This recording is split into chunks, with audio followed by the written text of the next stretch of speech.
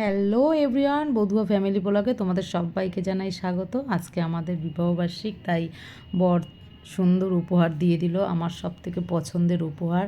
এই শাড়িটা পরে চলে গেলাম ঠাকুরের মন্দিরে পুজো দিয়ে। ঠাকুরের মন্দিরে ফোন বেশি একটা ভিডিও করতে পারিনি, ফোনটা অতটা অ্যালাউ ছিল না, তাও যতটুকু পেরেছি করেছি। আর পুজো দিয়ে আমরা বেরিয়ে চলে আসলাম। ঠাকুরকে প্রথম দর্শন করলাম এই জীবনে, আমি এই তারাপীঠ প্রথম গেলাম। মানে আমি এত বছর বিয়ে হয়েছে, আমার এই 12 বছর পূর্ণ হলো, আমি তারাপীঠ এখনও আসিনি।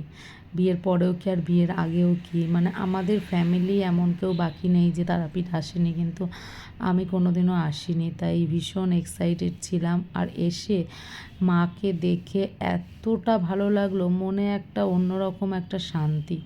আর তারাপীঠ যারা তোমরা এসেছো তারা এই জায়গাগুলো তো অবশ্যই চেনো বা দেখেছো। ওইটা ছিল তারাপীঠ শ্মশান, আর আমরা সাইট সিনে বেরিয়েছিলাম, সেখানে এই মন্দিরটাও ছিল। আর এটা হচ্ছে বামাখ্যাপার বাড়ি, যে আগের ঐতিহ্যটা এখনও ধরে রেখেছে। কি সুন্দর খড়ের, দেখো ওপরটা চালটা, আর নিচ তো পুরো মাটির। আর দেখলাম খুবই পরিষ্কার পরিচ্ছন্ন, ঘরটাকে খুবই সুরক্ষা করে রেখেছে, খুব সুন্দর করে রেখেছে। আর ছেলেদেরও দেখালাম, ওরা মাটির ঘর দেখেনি, ওদেরও খুবই ভালো লাগলো এগুলো দেখে। তারপরে ভেতরে ঢুকলাম, ভেতরে ঢুকে দেখলাম ওখানে একটা বামাখ্যাপার মূর্তি তৈরি করে রাখা হয়েছে, ছেলেরাও দেখলো। আর এখানে সব কিছু লেখা রয়েছে, সব কিছু মানে দেখে মানে ছেলেদের এত ভালো লাগলো। আমি ভাবলাম ওরা বাচ্চা, কিন্তু বাচ্চা হলে কি হবে, ওদের কিন্তু খুব ভালো লেগেছে এই জিনিসগুলো। মানে আগেকার জিনিস, সত্যি সত্যি জিনিস, মানে এগুলো তো কিছু মিথ্যা না, যেগুলো ওদেরকে খুব উৎসাহিত করে আর কি। তারপরে ওখান থেকে আমরা শান্তিনিকেতনে যাওয়ার জন্য স্টেশনে চলে আসলাম। আমরা তো সকাল থেকে কিচ্ছু খাইনি, এখানে স্টেশনে না সেরকম কোনো খাবার পাওয়া যায় না, তাই একটু ঝালমুড়ি ছিল, একটু নিয়ে নিলাম। আর ট্রেনে বসে সবাই যাচ্ছিলাম হাসাহাসি করতে করতে, একটু খিদেও ছিল, ব্যাগে খাবার ছিল শুকনো খাবার, কিন্তু সেগুলো তো সবসময় খেতে ইচ্ছা করে না, কত আর খাবে। আর আমাকে দেখো না, পুরো একদম সেই মঞ্জুলিকার মতো লাগছে। কপালে ওরা এতটা একটা টিপ দিয়ে দিয়েছে, পুরো ঘেঁটে গিয়ে একদম সবার কপালেই একই অবস্থা। আর তারপরে আমরা এখানে একটা জিনিস দেখে ভালো লাগলো, এই সিঁড়িগুলো কষ্ট হচ্ছিল না ব্যাগটাকে নিয়ে। তারপরে ছেলেরা ঢুকে গেল শান্তিনিকেতনে, আমরা গিয়ে ছেলেরা ঢুকে গেল মিও মোড়ে, যে একটা কেক নেব মা, তোমাদের অ্যানিভার্সারি, রাত্রেবেলা আমরা কেক কাটবো। আমি বললাম যে ঠিক আছে নিয়ে নাও কেক। তারপরে কেক নিয়ে টোটোতে উঠে আমরা চলে গেলাম যেখানে আমরা থাকবো আর কি, সেই হোটেলের উদ্দেশ্যে চলে গেলাম। আর রাস্তায় যেতে যেতে এইগুলো দেখতে যে কি ভালো লাগে। এই দেখো 3 পাহাড়ি বট গাছ, এটা সহজপাঠ বইয়ে আমরা দেখে থাকি, অনেক পুরনো বট গাছ। রবীন্দ্রনাথ ঠাকুর এই বট গাছের নিচে বসে কবিতা লিখতো। টোটোওয়ালা দাদাটাই আমাদের ঘুরে ঘুরে দেখালো আর সব কিছু বললো যে কোথায় কীরকম, অনেকগুলোই সাইট সিন আমরা যেতে যেতে দেখে নিয়েছিলাম। কিছু কিছুই দাদাটা খুব ভালো ছিল, টোটোওয়ালা দাদাটা আমাদেরকে সব কিছু বলে বলে দিচ্ছিল। আর প্রকৃতিটা সত্যি এত সুন্দর, শান্তিনিকেতন মানে সত্যি শান্তির জায়গা। আর আমরা চলে আসলাম রুমে, ছেলেরা চলে গেল, একটু ক্লান্ত ক্লান্তও লাগছিল, কিন্তু কিছু করার নেই, খাওয়া দাওয়া হয়নি তো, তার জন্য রুমে ঢুকে গেলাম। রুমগুলো তো খুবই সুন্দর ছিল। আর এই রুমের স্পেশালিটি যেটা ছিল, দেখো 4টে বেড আলাদা আলাদা, মানে একসাথে কোনো ব্যাপার নেই। আমি তো বললাম বেশ ভালোই হলো, একদম রিল্যাক্সে ফাঁকা ফাঁকা শোয়া যাবে। 4টে বেড ছিল, বেডগুলো তো খুবই পরিষ্কার পরিচ্ছন্ন ছিল।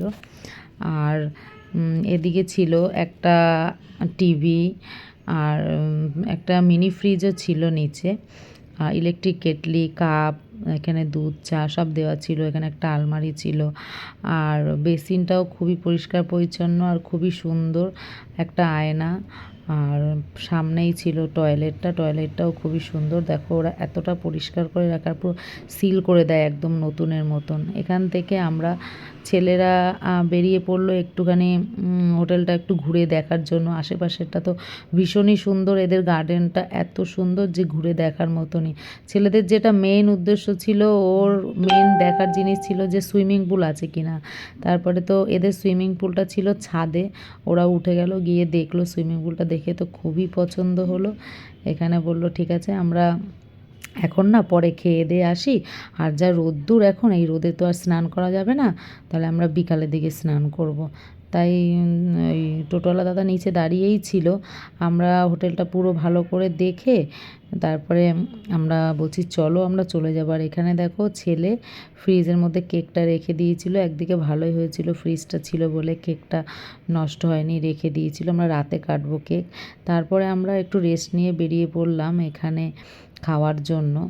আর এখানে খাওয়া দাওয়া খুবই ভালো ছিল আর খুবই পরিষ্কার পরিচ্ছন্ন ছিল। আমার যেটা মেইন উদ্দেশ্য থাকে যে যেখানেই যাব বাবা পরিষ্কার পরিচ্ছন্নটা থাকুক, আর যাই থাকুক না কেন, মাটির ঘর হোক কিন্তু সেটা পরিষ্কার থাকুক। আমার এটাই মানে, আমার নোংরা একদম দেখতে ইচ্ছা করে না, আমি নোংরা একদম পছন্দ করি না। আর এখানে থালি সিস্টেম ছিল, চিকেন থালি 220 টাকা করে চিকেন থালি। চিকেন থালির সাথে ভেজও তো অনেক কিছুই দিয়েছে, যা দিয়েছে মানে চিকেন দরকার হয় না, শুধু ভেজ থালি নিলেই ভালোভাবে পেট ভরে যায়। কিন্তু কি আর করব, ছেলেরা চিকেন খাবো চিকেন খাবো করে চেঁচাচ্ছে। এখানে দিয়েছিল ধোকা, ডালনা, তারপরে একটা ঘ্যাট দিয়েছিল, পটল ভাজা দিয়েছিল, ডাল দিয়েছিল, মিষ্টি দিয়েছিল, চাটনি দিয়েছিল, পাঁপড় দিয়েছিল, আর পুঁই শাক দিয়ে আর কি দিয়ে একটা ঘ্যাটের মতো বানিয়েছিল, ওটা খুব দারুণ ছিল। এখানে খাওয়া দাওয়া সেরে আমরা সাইট সিনে বেরিয়ে পড়লাম। সাইট সিন দেখতেও এত ভালো লাগছিল, রোদ্দুর ছিল অসম্ভব, কিন্তু ঘুরতে গেলে সবারই মন একটু ভালো লাগে, কিন্তু সেইটাতেই আমরা ঘুরছিলাম। কিন্তু যা রোদ্দুর আর যা গরম ছিল।